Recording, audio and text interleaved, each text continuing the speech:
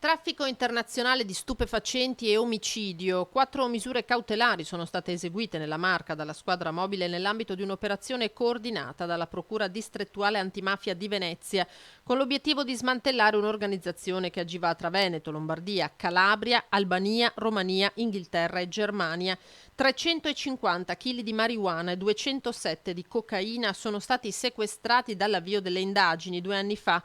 Maschere e nemico pubblico, la denominazione della doppia inchiesta che doveva far luce anche sull'omicidio nel 2017 di Niku Besnik Metai, l'albanese di 39 anni trovato cadavere nei boschi di Eupilio in provincia di Como, vittima di una vera e propria esecuzione.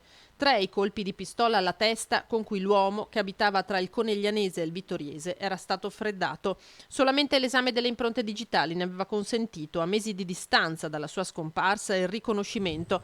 Quello che viene considerato l'esecutore materiale del delitto, un pluripregiudicato, è stato catturato dai carabinieri di Como e condotto in carcere. Per la procura antimafia, l'uomo, già domiciliato in Albania, era inserito nel nucleo dell''ndrangheta di Erba, sempre nel Comasco, legato alla famiglia Varca Crivaro. Nella Marca gli investigatori della mobile hanno ricostruito invece i legami dell'albanese assassinato, risultato essere una figura centrale dell'organizzazione. Si occupava della logistica dello smercio, ma qualcosa con i complici calabresi era andato storto. Il mancato pagamento di una partita di droga lo aveva costretto a nascondersi, ma invano. Se i carabinieri di Como hanno arrestato il suo esecutore, i poliziotti trevigiani si sono concentrati sui sodali di Besnik, arrestando per traffico di droga un albanese di 38 anni di Colle Umberto, un suo connazionale di 43 di Conegliano e un italiano di 63 anni di San Pietro di Feletto. Per un altro albanese, un 32enne ora residente a Firenze, il GIP ha disposto il divieto di dimora in Veneto.